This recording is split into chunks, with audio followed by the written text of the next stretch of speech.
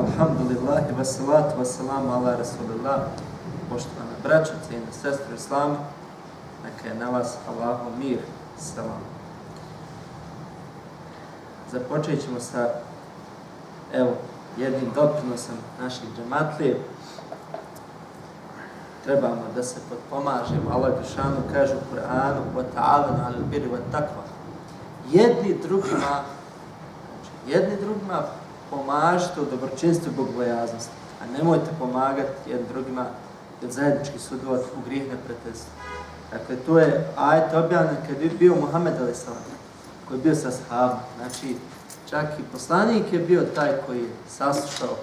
Kažem, džematlijam preporučujem tekst ovako, kaže: kanadski nobelovac odlučio pronaći manjkavosti u Koranu, a na kraju postao 3 tačke, vratio se islamu.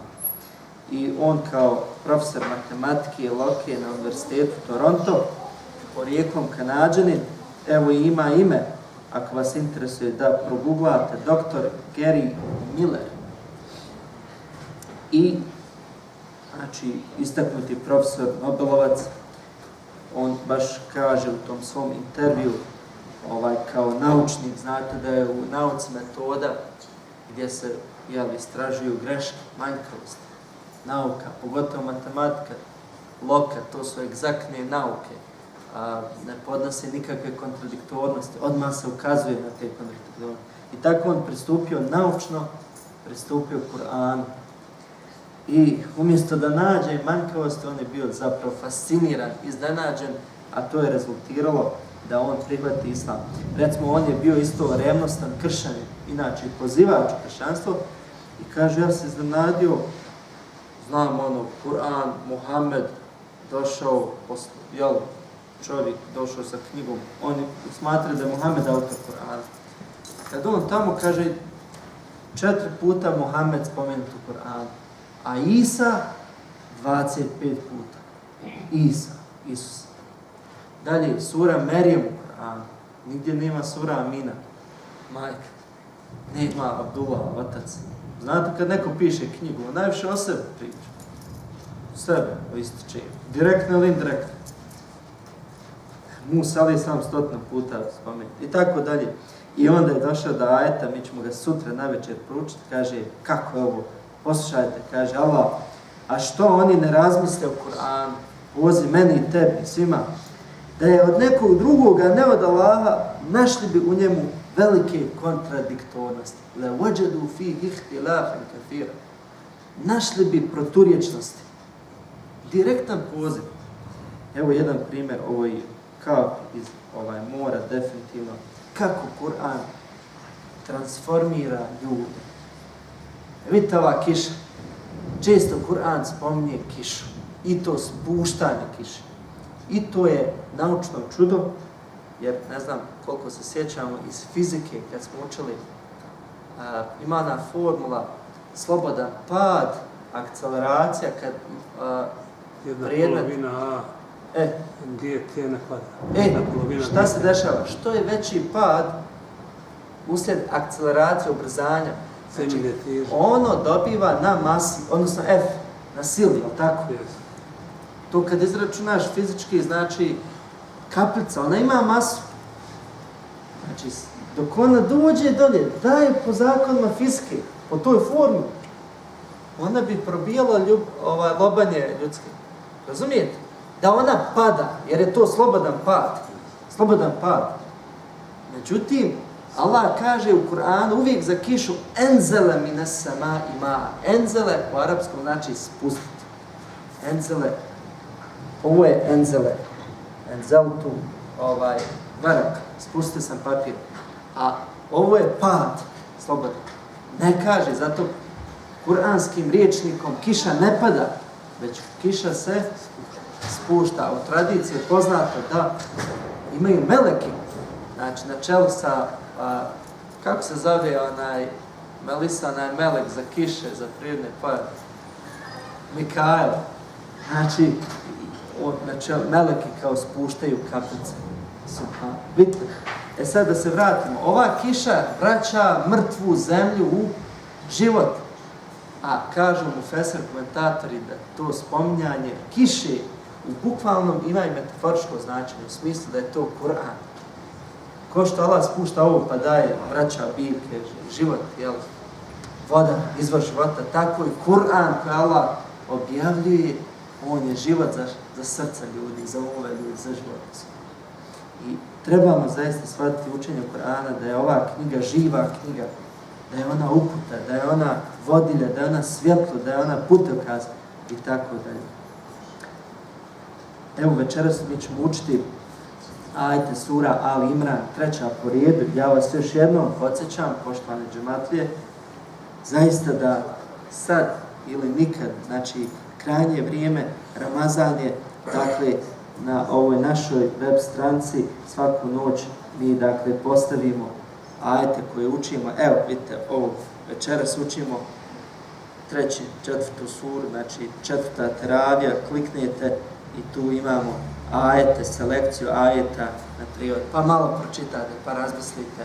Tu je to druženje Kur'ana koje nam je potrebno. Evo da navedemo primjer, večeras ćemo učiti ajeta ovako, Allah Đelešanu kaže u prijevodu znači i požurite da zaslužite oprost gospodara svoga i džennet prostran, širok koliko nebese za. Allah kaže širok, a koliko je dug? Samo zna. Pripremljen za one koji se Allaha boje. Pogledajte kako Allah opisuje te bogobojazne.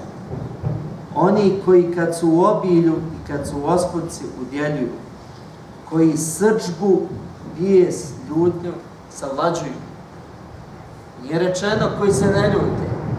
Ne možda se ne ljutiš. Ali kad se naljutiš, da ne praviš belaj, galama, psovka, svađa, jer zbog. Jel' tako? Vidite?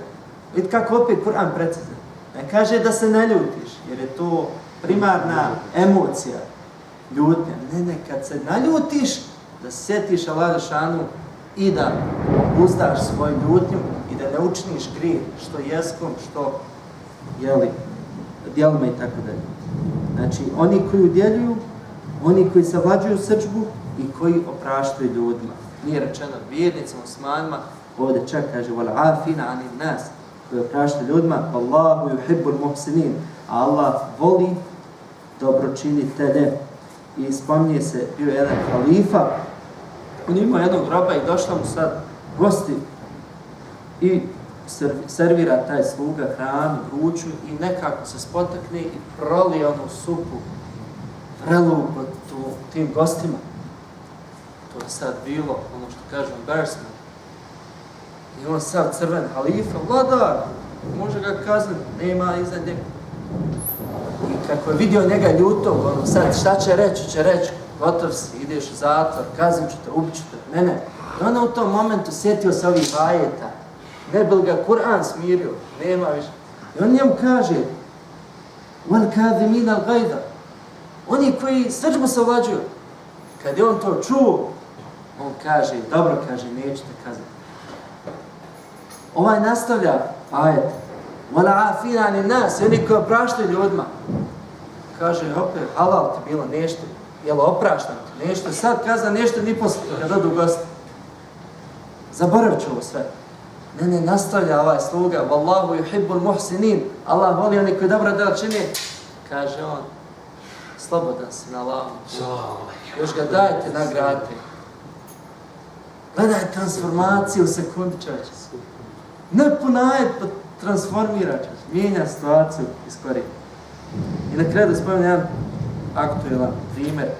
Kaže Mike, nekadašnji Mike, danas Abdullah, bio je neonacista, znači skručiv, posebno prema crcima ovdje u Americi, tetovaža po cijelom tijelu, zadnji čovjek za koji bi ja i ti rekli da će biti musliman.